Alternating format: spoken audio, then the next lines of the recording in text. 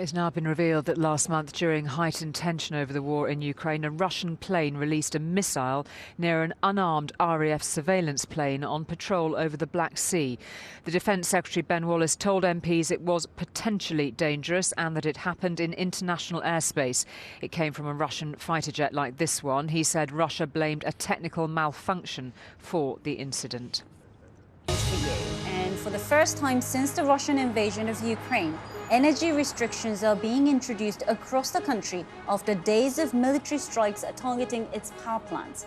Ukraine's energy minister says people have started voluntarily reducing their power consumption, but the government will still have to continue blackouts because of reduced supply. Bulgaria has become the third country to say it won't take part in next year's Eurovision Song Contest, which is being staged in Liverpool on behalf of Ukraine, this year's winner. North Macedonia and Montenegro have already pulled out of the competition, citing an increased entry fee. Participants have been asked to pay more to cover the money lost by the decision to ban Russia from the contest. Iranian experts are helping Russian troops to carry out drone attacks on Ukraine, according to the White House. US intelligence says a relatively small number of Iranians are based in Russian-occupied Crimea, where they're providing training and technical support. UK has announced sanctions on Iranian businesses and individuals responsible for supplying the drones, which have hit critical infrastructure around Ukraine in recent days. Let's go to Ukraine now, and the US says Iran has deployed its military experts in Russian-occupied Crimea to help launch further drone attacks on Ukraine. Iran is accused of helping coordinate so-called kamikaze drone attacks, causing immense damage to Ukraine's power grid. Tom Brada has this report. Streetlights extinguished. Office blocks and apartment buildings without power for hours at a time. Russian attacks targeting Ukraine's power grid have forced millions to adapt to life in the dark.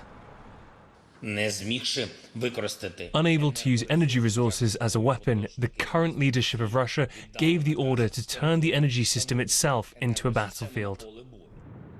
In the space of a single week, at least 30% of Ukraine's power stations have been taken offline.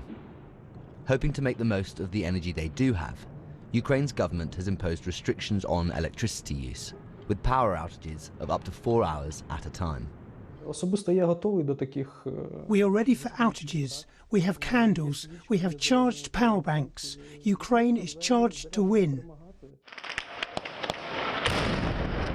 The latest wave of drone attacks have specifically targeted Ukraine's critical energy infrastructure. And the origin of the drones being used has put a spotlight on Iran. It's believed Russia has been using Iranian-made Shahed 136 drones, also known as kamikaze drones. Iran and Russia have rejected these accusations. But now the White House is accusing Iran of deploying military experts in Russian-occupied Crimea to help coordinate those attacks. We assess that Iranian military personnel were on the ground in Crimea and assisted Russia in these operations.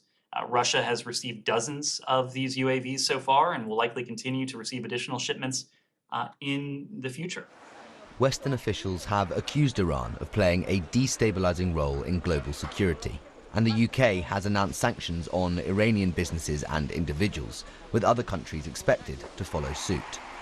But with winter approaching and drones continuing to fall, Ukrainians will have to get used to the dark for some time yet. Tom Brada, BBC News.